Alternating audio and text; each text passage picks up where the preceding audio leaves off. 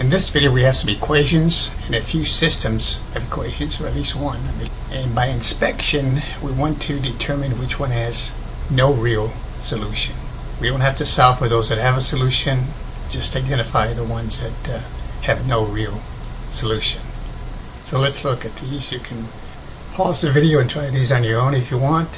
Let's look at the first one. X minus 4 is equal to 8. That's a very basic linear equation. Should be clear that that does have a solution. Number 2, we have 2x minus 7 quantity squared is equal to a negative 5. Now this is what a quadratic equation would look like if you were solving it by the method of completing the square right before you took the square root of both sides. But in this case you can see that if you take the square root of both sides, you're going to have a negative number under the radical. So that's going to have no real solution. So number 2, this one there has no real solution. Number 3 kind of looks like number 2, but if I bring the 5 over, or add 5 to both sides, that becomes a positive. So there, when you compute the square root of both sides, the radicand will be positive. So you will have a real solution. So number 3 does have a real solution.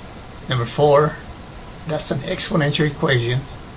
And again, just by inspection, you can see that if I add negative 9 to both sides, I'll get 7 to the x is equal to negative 3. Remember here, anytime you have a positive base, in this case it's 7, it doesn't matter what the exponent is, whether it's a negative or a positive. 7 to the x will always be positive, never negative.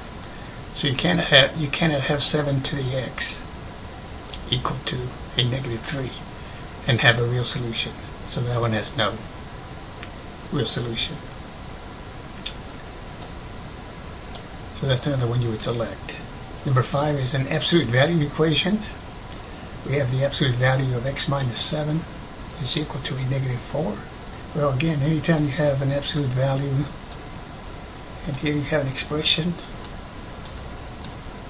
in this case x minus 7, that's always going to be greater than or equal to 0.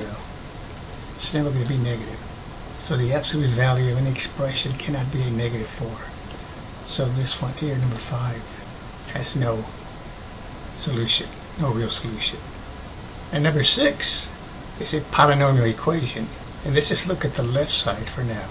We've got an x to the 6, 6x to the 4th, plus x squared. So because the exponent on those terms is even, and because the coefficients are positive, all those terms on the left side are either, well, they're greater than or equal to 0. You plug in any number that's positive, every term on the left side will be positive. So it's no way it can equal to a negative 7. So this one has no real solution. There's another one there, no real solution. We've got a system here. X plus y is equal to 11. X plus y is equal to 2. So you can solve systems by many methods: determinants, matrices, substitution, elimination. But here we don't have to do anything because it should be clear to you. You got x plus y is equal to 11. X plus y is equal to 2. Well, that would imply that 11 has to equal to 2. If x plus y equals 11 and x plus y is equal to 2, these will also have to be the same. 11 cannot equal to 2. So this one has no solution. You sketch the graph of these, you have two lines that are parallel. There's no intersection point. Number 8 is a basic log equation. Log of x to base 3 is equal to 2. That one, again, you should be able to see that that does have a real solution. That's just going to be x equal to 3 to the second, x equal to 9. That's your solution. Number 9, we have 4 over x minus 3 is equal to 0. Does that have a solution? You know, there are some students who would say, well, if you replace the x by 3, 3 minus 3 is 0, and 4 divided by 0 is 0. So I would say yes, but no. Can't divide by 0. The only way that this would have a solution is if you had maybe an x on top.